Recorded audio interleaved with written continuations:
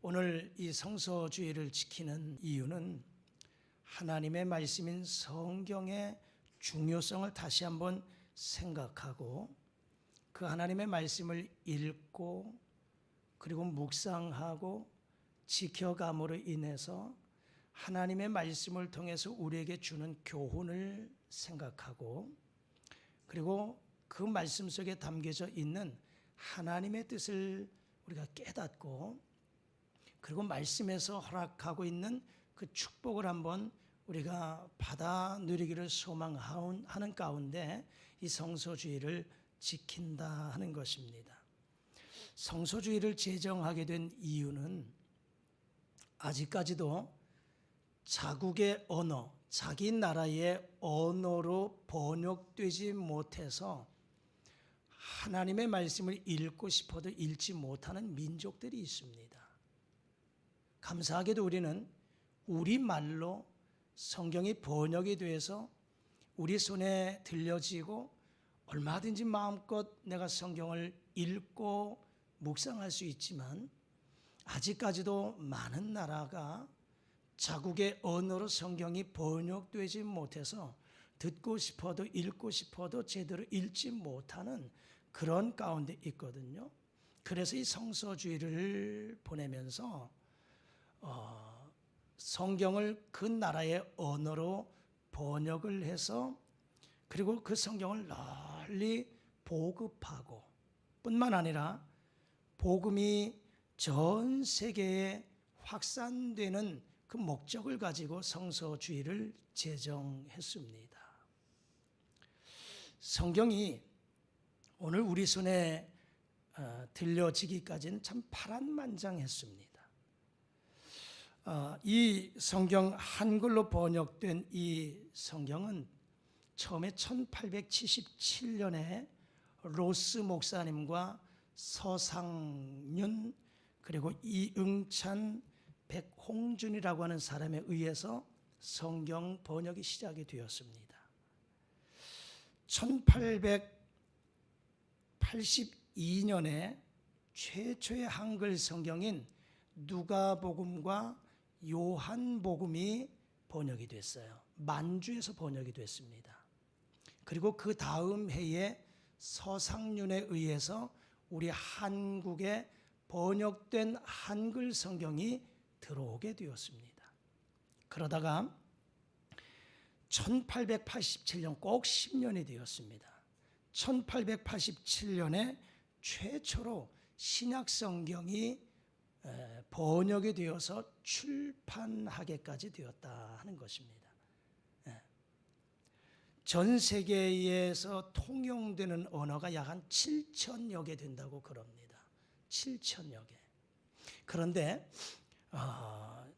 이 성경이 번역된 언어는 약 3천 개 정도밖에 되지 않는다는 거예요. 그러니까 전 세계 언어가 한 7천 개 정도 되는데 성경이 그 나라의 언어로 번역된 것은 절반 정도밖에 채 되지 않는다는 것이죠. 그런 가운데 자기 나라의 말로 성경이 번역이 되어서 마음껏 성경을 읽을 수 있다는 것은 얼마나 큰 축복인지 모릅니다. 그와 같은 상황에서 오늘 저와 여러분들의 손에 들려진 성경이 히브리어나 헬라어 원어가 아니고 영어 성경이 아니고 한글로 번역된 성경을 여러분들이 가지고 언제든지 어디에서든지 읽을 수 있다는 것은 우리에게 큰 축복이 아닌 줄 믿습니다. 이제는 우리가 할 수 있는 것은 뭐냐? 아직도 자국의 언어로 성경이 번역되지 못해서 성경을 읽고 싶어도 읽지 못하는 그 나라에 하나님의 말씀이 그 나라 언어로 번역이 되어서 보급되는 일들을 위해서 우리가 기도해야 되는 줄 믿습니다. 이것이 바로 매년 12월 둘째 주에 성서주의를 지키는 이유와 목적이다 하는 것입니다. 여러분, 성경은 하나님의 감동으로 기록된 하나님의 말씀입니다. 디모데후서 3장 16절에 모든 성경은 하나님의 감동으로 된 것으로 그렇게 말씀하십니다. 하나님의 성령의 감동으로 기록된 하나님의 말씀이 성경이다 하는 것입니다. 이것은 다시 말하자면 성령의 감동으로 기록이 되었다는 것은 원저자가 성령 하나님이라고 하는 사실입니다. 여러분, 성경의 저자는 약 한 40여 명 정도 됩니다. 창세기, 출애굽기, 레위기, 민수기, 신명기, 이 5권은 모세가 기록했어요. 모세오경. 신약의 마태복음은 마태가, 누가복음은 누가가, 또 요한복음은 요한이, 마가복음은 마가가, 사도행전은 의사 누가가, 이렇게 각각 쪽복음을 보면 각각 기록한 성경의 저자들이 한 40여 명 정도 됩니다. 성경은요, 구약 성경은 1500년 정도, 신약 성경은 100년 정도에서 약 1600년 정도에 걸쳐서 성경이 기록이 되었습니다. 구약은 창세기에서부터 말라기까지 39권이고요. 신약은 마태복음에서 요한계시록까지 27권입니다. 그래서 도합 66권이 우리 개신교, 프로테스탄트 개신교가 믿고 주장하는 정경 캐논이라고 하는 거예요. 천주교회는 여기에서 외경이 몇 권이 더 있습니다. 그러나 우리 기독교 개신교회는 39, 27, 66권을 정경으로만 인정하고 있습니다. 사실은 이 모든 성경이 다 쪽복음이에요. 낱권으로 다 기록이 되었고, 이것을 지금 우리가 한 권으로 66권을 한 권으로 이게 편집을 해서 한 권으로 우리가 지금 가지고 있는 것입니다. 원래 이 성경은요, 원본이 아직까지도 발견되지 않았습니다. 사본을 사람들에 의해서 베끼고 전해져서 오늘 우리 손에 들려진 것입니다. 짐승의 가죽이나 파피루스 이런 것에 기록이 되어 가지고 사람들에서 계속 전해진 것이 바로 오늘 우리들에게 이르기까지 활자로 출판이 되어서 성경이 보급되었다라고 하는 것이지요. 이 성경은 원어가 히브리어와 헬라어 그리고 약간의 아람어가 들어가 있어요. 자, 그런데 이 성경은 말이죠, 저자들이 직업들이 참 다양합니다. 어떠한 사람은 왕, 어떠한 사람은 목자, 어떠한 사람은 농부, 어떠한 사람은 어부, 어떠한 사람은 선지자, 어떠한 사람은 군인, 어떠한 사람은 의사, 아주 다양합니다. 그런데요, 다양한 직업을 가지고 있는 사람들이 약 1600년 동안 기록된 성경인데요, 모든 성경이 통일성을 가지고 있습니다. 충돌되지 않아요. 통일성을 가지고 있습니다. 이것은 왜 그러냐? 말씀드렸던 것처럼 모든 성경은 하나님의 감동으로 된 것으로 기록되었던 것처럼 성령 하나님이 원저자이시기 때문에 모든 성경이 통일되어 있다는 것입니다. 충돌되지 않아요. 네. 다시 말하자면 모세오경을 모세가 썼다고 해서 모세 개인의 그런 의중이 들어가 있는 말씀이 아니고, 모든 저자들은 원저자이신 성령 하나님이 감동하셔서 대필자로 그들을 사용하신 것이에요. 그래서 마태복음을 마태가 썼다고 해서 마태 개인의 의견의 말이 아니고, 요한복음을 요한이 썼다고 해서 요한 개인의 의중을 가지고 선포한 말씀이 아니고, 성령 하나님께서 그들을 대필자로 사용하셔서 하나님이 감동케 하셔서 기록하게 된 성경, 그렇기 때문에 통일성이 있고 충돌되지 않습니다. 그래서 이 성경은 하나님의 정확하고도 거짓이 없는 정확무오한 하나님의 말씀인 것입니다. 그리고 이 하나님의 말씀은 지금도 살아있는 생명력 있는 하나님의 말씀입니다. 성경은, 즉 하나님의 말씀은 살았고 운동력이 있어 좌우의 날이 선 어떤 검보다도 예리해서 우리의 영과 혼과 및 관절과 골수를 찔러 쪼개기까지 하는 말씀이 성경이에요. 지금도 살아계신 하나님의 말씀으로 역사하는 거예요. 오래전에 성경이 기록됐고 수천 년 동안 전해져 온 이 말씀이지만, 그런데 이 성경이 하나님의 살아계신 말씀이기 때문에 지금도 이 말씀을 읽는 자가, 듣는 자가, 그리고 말씀을 지켜 행할 때에 하나님의 놀라운 역사가 삶의 현장 속에 나타난다는 것입니다. 성경에 기록된 수많은 이적과 기사들이 오늘도 우리의 삶의 현장 속에서 그대로 나타나는 것은 이 말씀이 살아있는 생명의 말씀이기 때문에 그렇습니다. 여러분, 이 성경은 하나님의 말씀이에요.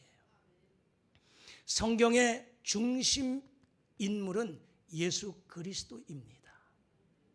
그래서 구약은 오실 예수님에 대한 예언의 말씀이에요. 신약 마태, 마가, 누가, 요한복음, 사복음서는 예언의 성취 오신 예수님에 대해서 말씀하고 있는 거예요. 그리고 사도행전이야 요한계시록까지는 다시 오실 예수님에 대한 말씀이에요.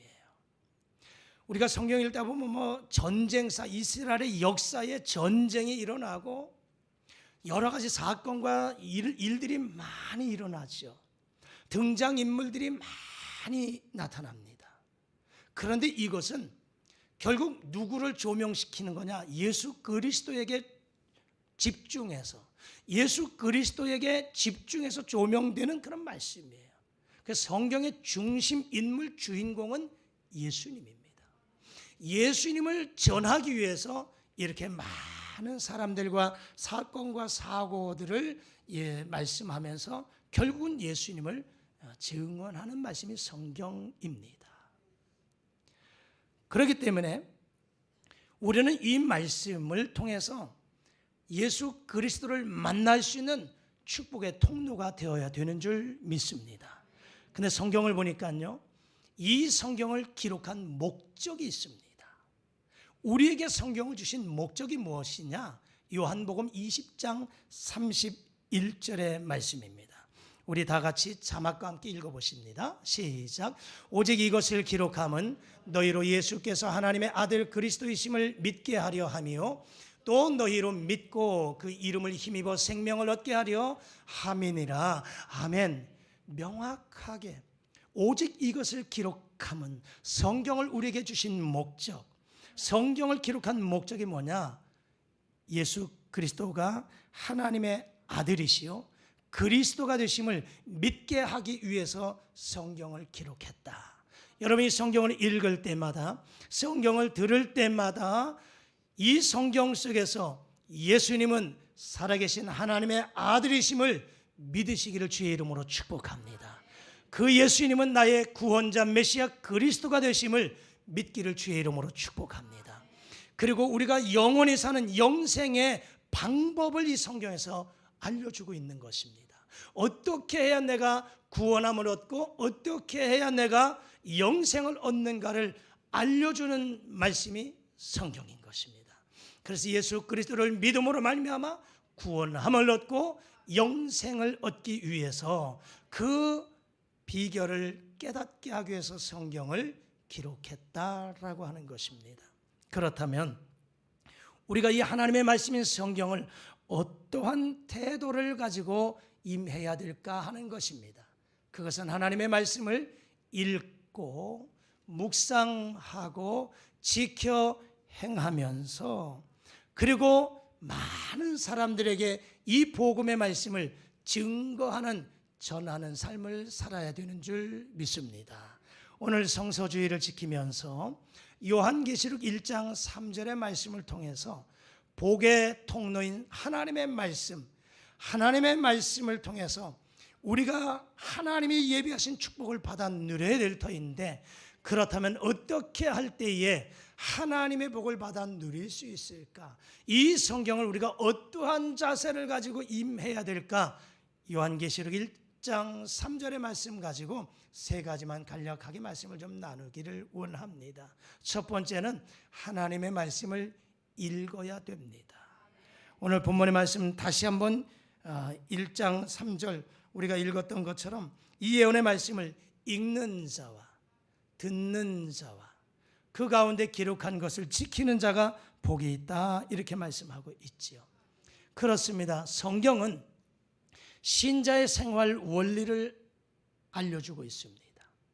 성도로서 어떠한 삶을 살아야 될 것인가, 그리고 우리가 문제를 만났을 때 그 문제를 해결하기 위해서 어떠한 방법으로 어떻게 해야 그 문제를 해결할 수 있을까 하는 그 문제를 해결하는 열쇠도 성경을 통해서 찾아볼 수가 있다는 것입니다. 성도의 생활 원리, 문제를 해결하는 방법이 성경에 제시되어 있다는 거예요.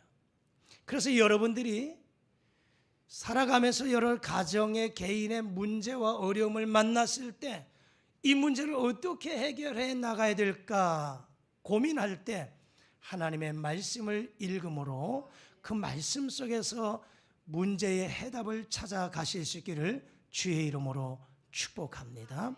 뿐만 아니라 아까 말씀드렸던 것처럼 이 세상에 죄 많은 인생들이 어떻게 해야 죄를 용서받고 멸망하지 아니하고 구원함을 얻고 천국 갈 수 있고 영생할 수 있을까라고 하는 그 방법을 성경에서 제시해 주고 있다라고 하는 것입니다. 사도 바울도 이렇게 선포했습니다. 디모데후서 3장 15절의 말씀입니다. 우리 다 같이 읽겠습니다. 시작. 성경은 능히 너로 하여금 그리스도 예수 안에서 있는 믿음으로 말미암아 구원에 이르는 지혜가 있게 하느니라. 아멘. 구원이 어떻게 이루는가를 알려주는 방법을 성경에서 제시하고 있다는 것입니다. 성경은 구원에 이르는 안내서가 성경입니다. 우리 인생의 문제를 해결하는 이 해답지가 바로 성경이다 하는 것입니다. 진리의 교과서이기도 하고요, 영생으로 인도하는 안내자, 길잡이가 바로 성경인 것입니다. 그래서 우리는 이 성경을 부지런히 읽어야 되는 것입니다. 여러분, 성경을 읽으려고 작정을 하고 성경책을 열어보지만 처음엔 그래도 나름대로 잘 진행되지만 한 번, 두 번, 하루 이틀 읽다 보면 참 지루한 모습도 있어요. 그리고 이게 성경책을 펼쳐놓고 읽다 보면 왜 이렇게 수면제와 같이 잠이 잘 오는지. 그래서 목사님, 성경 읽기가 참 어려워요, 힘들어요. 그렇죠, 힘들어요. 많은 분들이 새해가 시작되면 올해는 성경 일독을 해야지 하면서 다짐하며 성경을 읽어요. 그래서 많은 사람들이 창세기는 1장에서 50장까지는 거의 다 한 번씩은 읽어 나가요. 출애굽기도 어느 정도는 읽어 나갑니다. 근데 레위기를 읽다 보면 뭔 제사법이 그렇게 많이 나오는지 자꾸 어려워져요. 힘들어져요. 그래서 덮어버리고 맙니다. 어느 정도 지나가다 그래도 성경 읽어야지. 구약은 좀 어려우니까 신약부터 한번 가자. 그래서 마태복음에서부터 시작을 합니다. 마태복음 28장까지 잘 나가요. 근데 마가복음, 누가복음 읽다 보면 그 내용이 그 내용 같아요. 맞아요. 공관복음이기 때문에 마태복음에 나와 있는 말씀이 마가복음에도 누가복음에도 그대로 나와 있거든요. 요한복음에도 그대로 나와 있거든요. 그러다 보니까 또 덮어버리고 맙니다. 아이고, 또 한 번은 해야지. 그럼 이제는 쉬운 거 시편으로 들어가. 시편 150편 시니까 짧잖아요. 그리고 시니까 아주 간단하잖아요. 그래서 시편을 또 읽어 나가요. 그런데 너무 길어. 119편은 또 너무 길어. 그러니까 덮어버릴 때가 많습니다. 생활의 지혜서인 잠언을 읽어야지. 잠언도 읽어 나가다 보면 또 그 말이 그 말 같고, 그래서 성경 일독을 못하는 해가 참 참 많습니다. 제가 우리 4년 6개월 목회하면서 우리 성도님들에게 참 성경을 열심히 읽게 하잖아요. 1년에 그래도 성경 1독은 하고 가자라고 제가 말씀드리잖아요. 그래서 1월 달부터 6월 달까지는 구약 성경 1독은 하자. 그리고 신약 성경은 짧으니까 6개월 주면 너무 길어서 3개월만 가자. 그래서 7, 8, 9, 3개월만 해서 신약 성경 한 번 하고 나머지 10, 11, 12, 3개월 좀 쉬었으면 좋겠는데 왜 이렇게 또 닥달을 하는지. 그래서 빌립보서 100독 도전하지요. 에베소서 100독 도전하죠. 왜냐? 짧잖아요. 6장, 7장, 4장 이 짧은 거는 한 번 하기는 그러니까 100독 도전하자고 하잖아요. 그러니까 100독은 해요. 근데 또 이제 올해는 이 10월 달에 고린도 전서를 또 50독을 하라고 하니 맨 처음 100독을 하라고 했더니 못하겠다, 힘들다 그러더라고요. 그래서 50독으로 줄였는데 오늘 이 11월 달 고린도 후서 고린도 후서죠. 50독을 하신 분이 10분이나 되더라고요. 그래도 열심히 읽어 나가시더라고요. 성경은요, 정독도 필요해요. 성경은 다독도 필요합니다. 사실 다독을 하려고 하다 보면 그 내용의 의미를 그냥 지나갈 때가 많습니다. 그리고 요즘은 어플이 있어가지고 바쁘다 보니까 휴대폰에 어플을 깔아가지고 그냥 뭐 일하면서도 틀어놓으니까 사실은 무슨 내용인지도 모르고 지나가면서 1독 했어요. 그리고 50독 했어요 하는 분도 사실 있을 거예요. 안 하는 것보다 낫죠. 그러나 다독도 필요하지만 정독도 필요합니다. 좌정해서 하나님의 말씀을 내 눈으로 읽고 입술을 열어서 소리를 내서 그 말씀을 읽어가는 정독도 필요해요. 그래서 정독하면서 중요한 메시지는 밑줄도 좀 긋고 다시 한번 반복해서 읽어가면서 이 말씀이 내게 주는 교훈이 무엇인가를 다시 한번 되새김질하는 그 정독의 시간도 필요한 것입니다. 아무튼 우리는 이 성경을 부지런히 자주 계속해서 성경을 읽어야 됩니다. 한 번 첫 번째 읽다 보면 잘 이해가 되지 않잖아요. 이해가 되지 않아요. 무슨 말인지 몰라요. 그러나 한 번 읽고 동일한 말씀을 2번, 3번, 4번 계속해서 읽다 보면 성령의 감동으로 기록된 책이기 때문에 성령이 역사하셔서 우리에게 깨닫게 해주실 때가 있습니다. 성령은 가르쳐 주시고 생각나게 하시고 깨닫게 하시는 영이에요. 그래서 성경을 여러분 계속해서 어려워도 힘들어도 읽다 보면 이해가 안 되는 부분을 읽다 보면 계속해서 읽다 보면 하나님께서 아하 이런 깨달음을 주실 때가 있어요. 그때까지 계속해서 성경을 읽어 나가야 됩니다. 성경을 여러분 부지런히 읽어 나가실 수 있기를 주의 이름으로 축복합니다. 시편 1편에서도 복 있는 사람이 어떤 사람이냐? 오직 여호와의 말씀을 즐거워하면서 그 말씀을 주야로 묵상하는 자가 복 있는 자다 이렇게 말씀합니다. 바라기는 하나님의 말씀 성경을 열심히 읽으셔서 하나님이 예비하신 놀라운 축복을 받아 누리는 주인공들 되실 수 있기를 주의 이름으로 축복합니다. 두 번째는 이 하나님의 말씀을 어떻게 해야 될까? 읽었으면 듣는 자가 복이 있다 이렇게 말씀합니다. 로마서 10장 17절 말씀 우리 자막과 함께 읽겠습니다. 시작. 그러므로 믿음은 들음에서 나며 들음은 그리스도의 말씀으로 말미암았느니라. 아멘. 읽는 것도 중요하지만 듣는 것 더 중요합니다.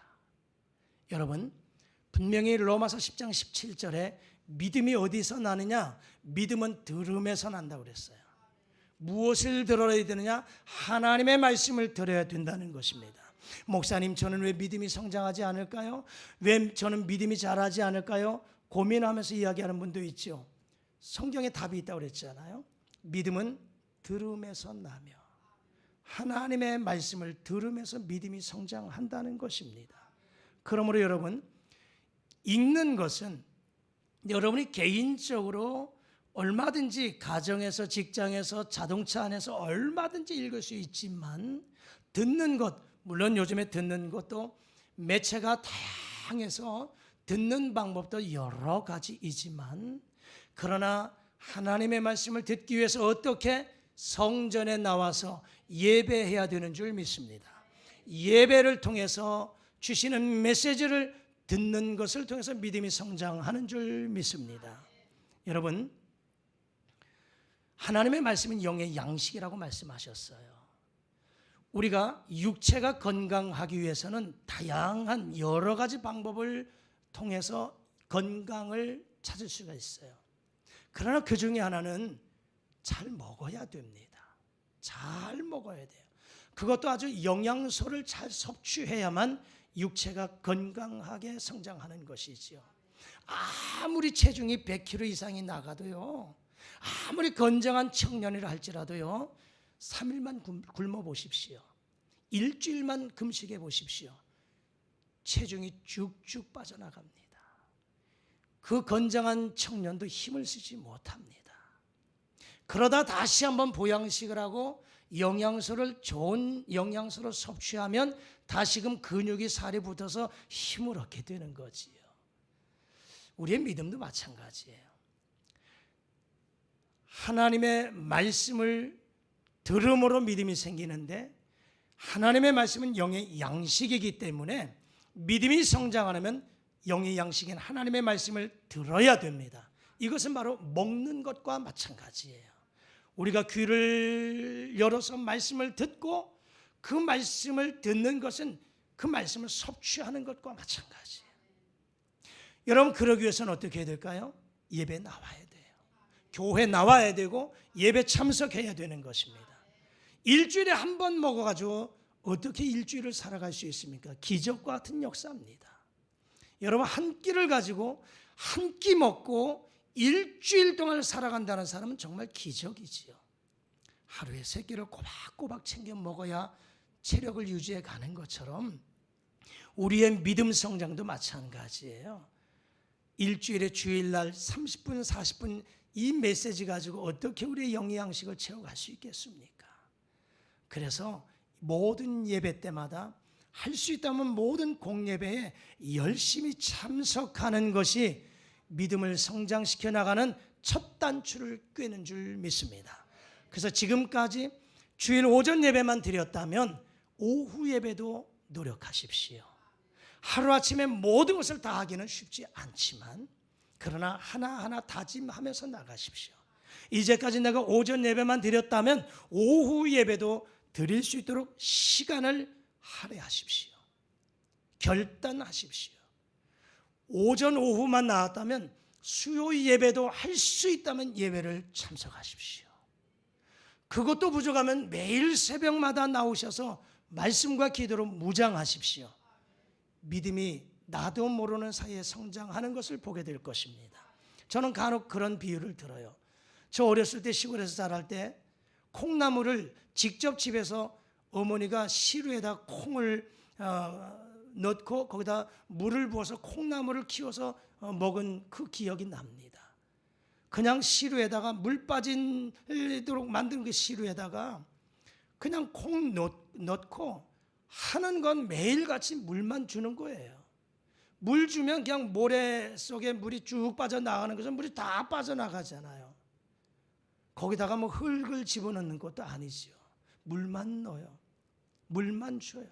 그런데 이것이 조금 며칠 지나면 이 콩이 점점 둥둥 불어가지고 뿌리를 뻗고 자기도 모르게 쭉쭉쭉쭉 자라는 모습을 보게 돼요.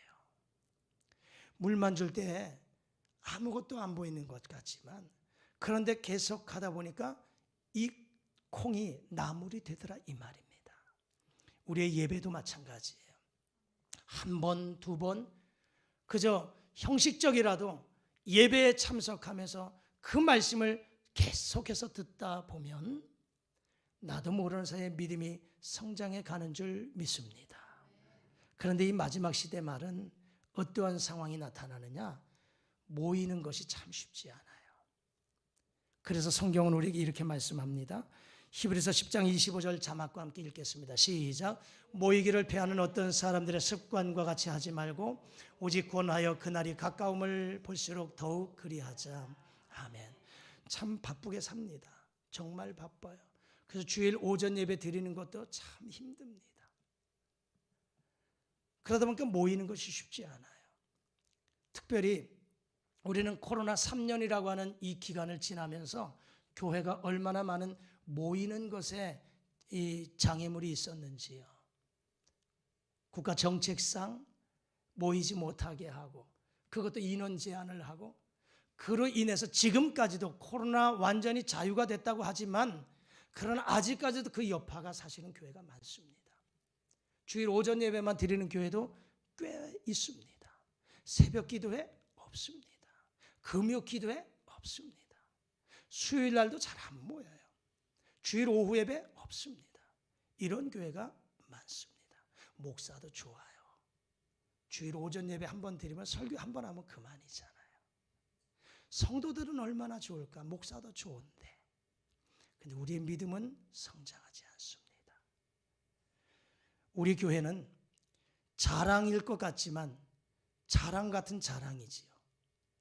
코로나 3년의 기간을 지내면서 2020년 7월 4일 입당하고 지금까지도 사람이 있든 없든 간에 4년 6개월 동안을 예배를 쉬어본 적이 없습니다. 새벽 기도회, 금요 기도회, 수요 기도회, 주일 오전 예배, 식사 각자 집에 가서 하고 집에 그리고 오후 예배. 저는 명절 때라도 예배 새벽 기도에 빠진 적이 없습니다. 명절 때라도 제가 4년 동안 이 강단에서 자면서 명절 때라도 성도들은 새벽 기도를 못 나왔다 할지라도 명절 때라 할지라도 강단에 불을 밝혔습니다.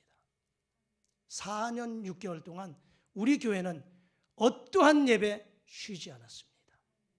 하나님은 이 모습 보셨으리라 믿습니다. 모이기를 피하는 어떤 사람들의 습관과 같이 되지 말고 그날이 가까움을 볼수록 더욱 그리하자. 어찌됐든 모여야 됩니다. 모여야 말씀을 들을 수 있는 거예요. 열심히 말씀을 들으셔서 그 말씀 속에서 하나님의 은혜를 받아 누리시기를 주의 이름으로 축복합니다. 마지막으로 더 중요한 것은 지켜 행하는 것입니다. 말씀을 읽는 것도 중요합니다. 말씀을 듣는 것도 중요하지만 읽고 듣는 것으로 끝나면 아무것도 아니에요. 이 말씀을 들었다면 깨달았다면 지켜 행하는 자가 복이 있는 줄 믿습니다. 요한계시록 22장 7절 말씀 읽겠습니다. 시작. 보라 내가 속히 오리니 이 두루마리의 예언의 말씀을 지키는 자는 복이 있으리라 하더라. 아멘. 여러분 말씀을 지킨다는 것이 뭘까요? 성경을 읽다 보면 하나님이 하라, 하지 말라 두 가지 명령어입니다. 하라, 왜 하나님이 우리에게 하라고 말씀하실까요? 그것은 하나님께서 우리에게 주시고자 하는 복이 있기 때문에 그렇습니다. 하나님의 축복과 생명을 얻게 하기 위해서 하라고 말씀하시는 거예요. 하나님이 하라 하면 예 하고 순종하면 됩니다. 하지 말라 하는 것은 그 길을 걸어가면 그 일을 행하면 하나님의 저주와 멸망에 이르는 길이기 때문에 금하는 것이에요. 그래서 하나님이 하지 말라 하면 아멘 하고 순종하면 복이 임하는 줄 믿습니다. 하나님의 말씀을 읽고 듣고 지켜 행하는 이 말씀의 삶을 통해서 여러분들이 놀라운 은혜의 축복의 삶이 있기를 소망합니다. 정리합니다. 오늘 성서주의를 지키면서 하나님의 말씀이 오늘 우리 각자의 손에 내 입으로 우리의 말로 번역된 성경을 읽을 수 있다고 하는 것도 감사하고요. 아직도 세계 각국의 아직도 자국의 언어로 성경이 번역되지 못해서 읽지 못하는 그 민족들을 생각하면서 전 세계에 복음이 속히 전해질 수 있도록 기도하시고 그리고 오늘 이 요한계시록 1장 3절의 말씀 기억하셔서 하나님의 말씀, 내 발의 등이요 내 길의 빛이 되시는 이 생명의 말씀, 하나님의 말씀을 열심히 읽으시기를 축복합니다. 그리고 부지런히 읽고 들으시기를 축복합니다. 읽고 들은 것을 지켜 행하셔서 하나님이 예비하신 놀라운 은혜와 축복이 말씀 가운데 여러분의 심령의 가정에 임할 수 있기를 주의 이름으로 축복합니다. 기도하시겠습니다. 전능하신 우리 아버지 하나님, 하나님의 예언의 말씀을 읽는 자와 그 가운데 기록한 것을 듣는 자와 지키는 자가 복이 있다고 말씀하셨사오니 우리 모두가 바쁘고 힘들어도 하나님의 말씀을 부지런히 읽고 듣고 지켜 행함으로 주께서 예배하신 놀라운 축복을 받아 누리는 복의 주인공들 되게 하여 주시옵소서. 예수님 이름으로 기도드리옵나이다. 아멘.